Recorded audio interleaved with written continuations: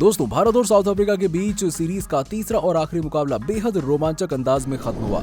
आखिरी ओवर तक गए इस मुकाबले में भारतीय टीम जीत की दहलीज पर आकर भी काफी दूर रह गई, लेकिन तेज गेंदबाज दीपक चहर ने बल्ले से तो भरपूर कोशिश की, लेकिन उनकी पारी भारतीय टीम को जीत नहीं दिला सकी और टीम इंडिया को 3 मैचों की वनडे सीरीज में 3-0 से हार कर साउथ अफ्रीका से शर्मसार होकर जाना पड़ेगा। तो चलिए दोस्तों, आपको बताते हैं भारत और साउथ अफ्रीका के बीच तीसरे वनडे मुकाबले में कैसे पल पल बदलता रहा मैच, पर एक बार फिर जीत से दूर रह गई टीम इंडिया।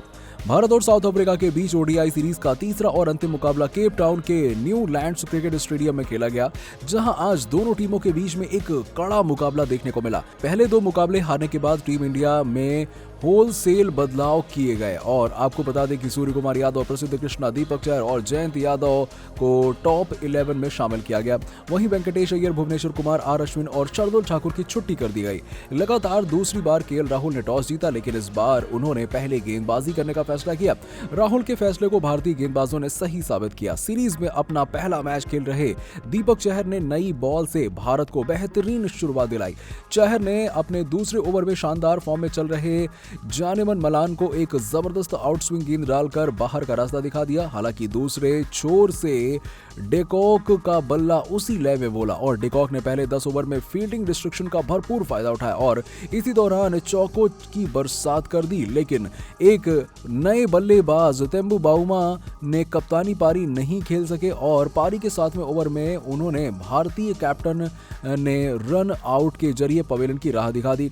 बाउमा सिर्फ 8 रन बनाकर आउट हो गए, जिसके बाद 34 रन पर साउथ अफ्रीका को 2 बड़े झटके लगे। हालांकि 2 विकेट गिरने के बाद डिकॉक के खेलने का अंदाज नहीं बदला। डिकॉक 100 की स्ट्राइक रेट से बल्लेबाजी कर रहे थे। वहीं दूसरे एंड से नए बल्लेबाज मार्करम ने भी आते ही एक शानदार स्ट्रेट ड्राइव लगाकर अपनी पारी की शुरुआत की और साउथ अफ्रीका ने पहले 10 ओवर में ही 2 विकेट खोकर 53 रन बना लिए थे। इससे पहले कि डिकॉक मार्करम की पार्टनरशिप ज्यादा खतरनाक होती, दीपक चहर ने एक बार फिर से साउथ अफ्रीका की पारी में बड़ा छेद कर दिया और पावर प्ले के बाद ही चहर ने मार्करम को 15 रन के निजी स्कोर पर पवेलियन भेजकर भारत को तीसरी सफलता दिला दी, जिसके बाद 70 रन के भीतर ही साउथ अफ्रीका का टॉप ऑर्डर निपट चुका था।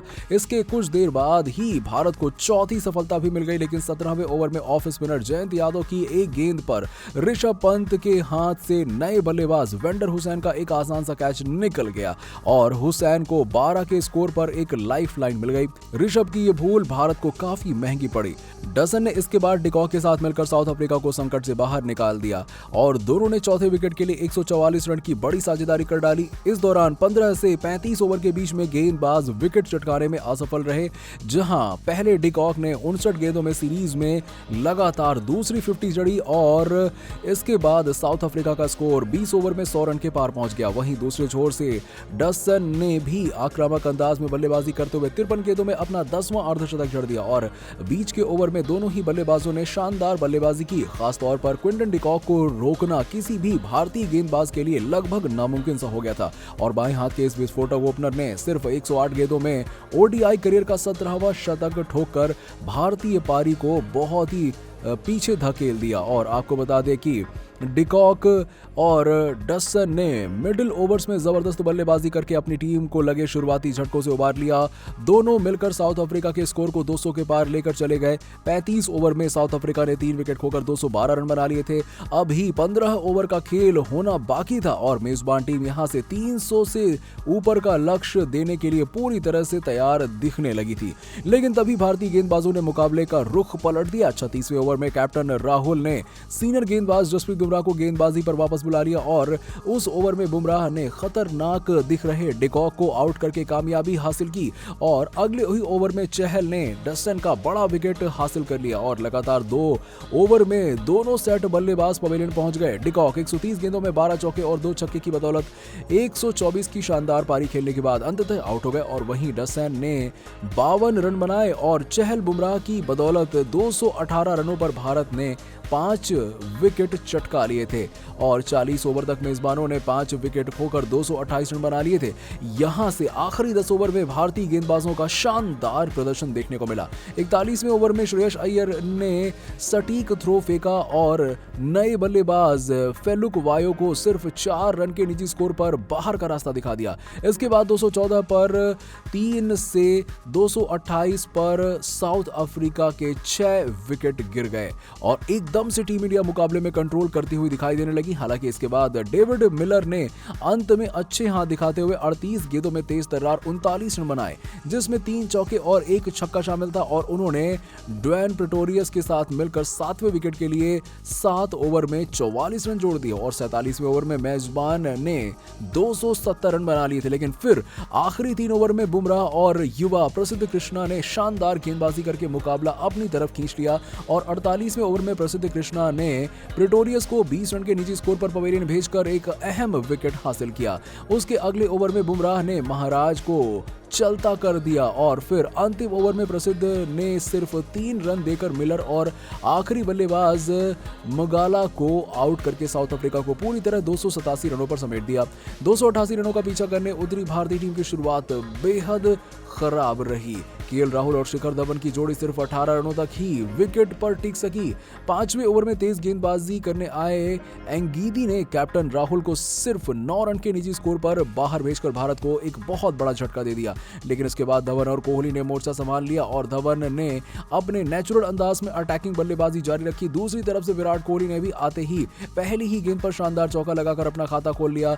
दोनों बल्लेबाजों ने पहले 10 ओवर में जबरदस्त बल्लेबाजी का प्रदर्शन किया और भारत ने पावर प्ले में 1 विकेट खोकर 50 रन बना लिए थे। इसके बाद विराट धवन की जोड़ी ने और भी ज्यादा खुलकर खेलना शुरू कर दिया था और विरोधी गेंदबाजों पर जमकर हमला किया।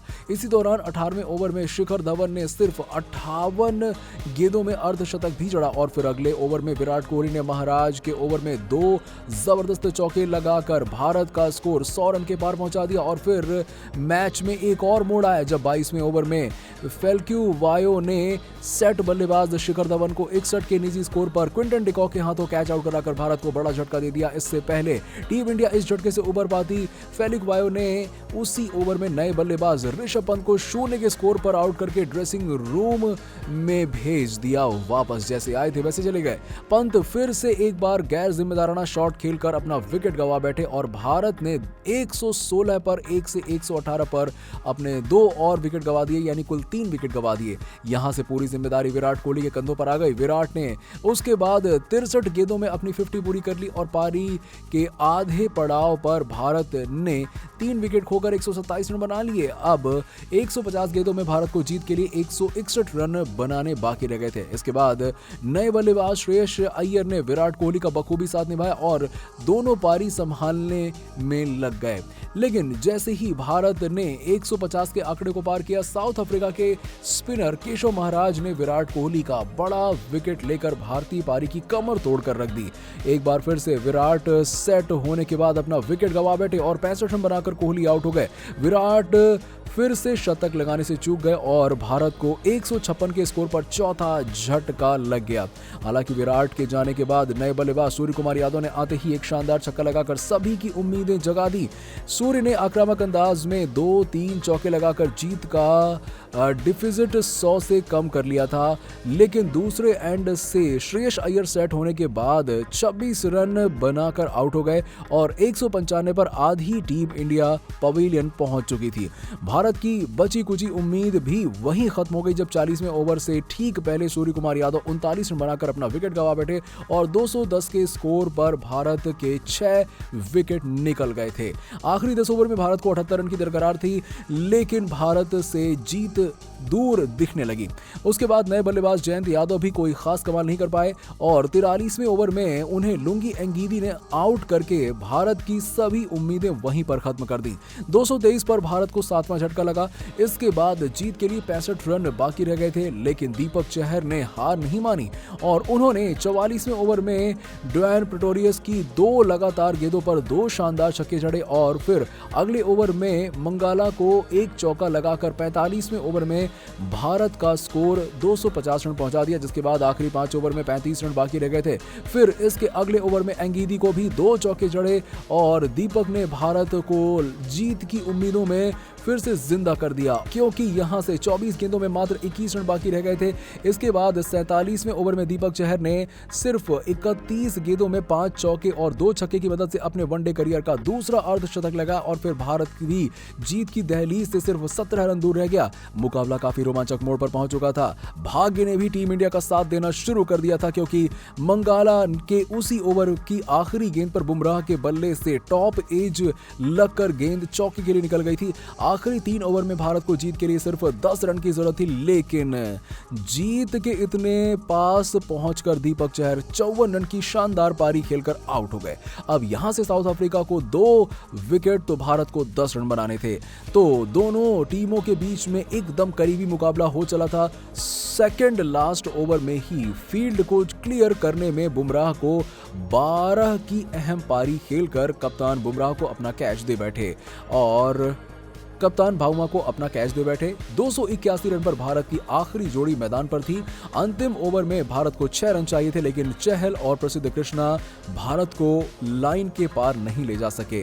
प्रेटोरियस ने आखिरी ओवर में चहल को आउट करके एक रोमांचक मुकाबला साउथ अफ्रीका को 4 रनों से जिता दिया और भारत को इस वनडे सीरीज में एक भी जीत नसीब नहीं हुई और भारतीय टीम का 3 मैचों की वनडे सीरीज में क्लीन स्वीप हो गया और 2022 में भारतीय टीम की ये लगातार 5वीं हार हो गई है।